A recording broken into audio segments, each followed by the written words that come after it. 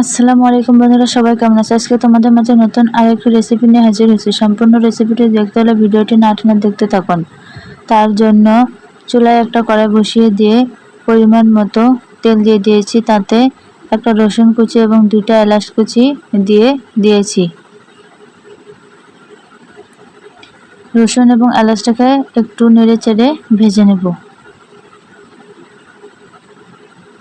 রসুনটা কিছুটা ভেজে নেওয়ার পর তাতে কাঁচামরিচ এবং পেঁয়াজ কুচি দিয়ে দেব। তারপর সবগুলো উপকরণকে নেড়ে চেড়ে আরও কিছুক্ষণ ভেজে নেব। এমন নতুন নতুন রেসিপি পেতে অবশ্যই চ্যানেলটি সাবস্ক্রাইব করে সাথেই থাকুন। আপনি যদি আমার চ্যানেল নতুন হয়ে থাকেন তাহলে অবশ্যই চ্যানেলটি সাবস্ক্রাইব করে দিন। পেঁয়াজগুলোকে ভালো করে ভেজে নেওয়ার পর তার সাথে একটা ডিম দিয়ে দেব এবং স্বাদ মতো লবণ, সামান্য হলুদের গুঁড়া ও একটু জিরা গুঁড়া দিয়ে দেব। তারপর সবগুলো উপকরণকে ভালো করে নেড়ে চেড়ে ভেজে নেব।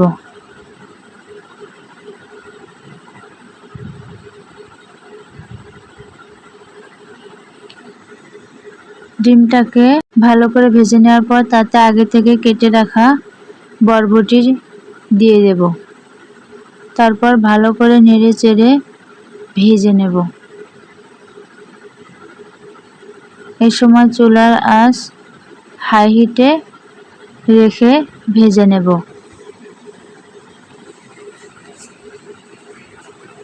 যাতে বরবটিগুলো লালচে না হয়ে যায়, রান্নার পরও সবুজ সবুজ থাকে।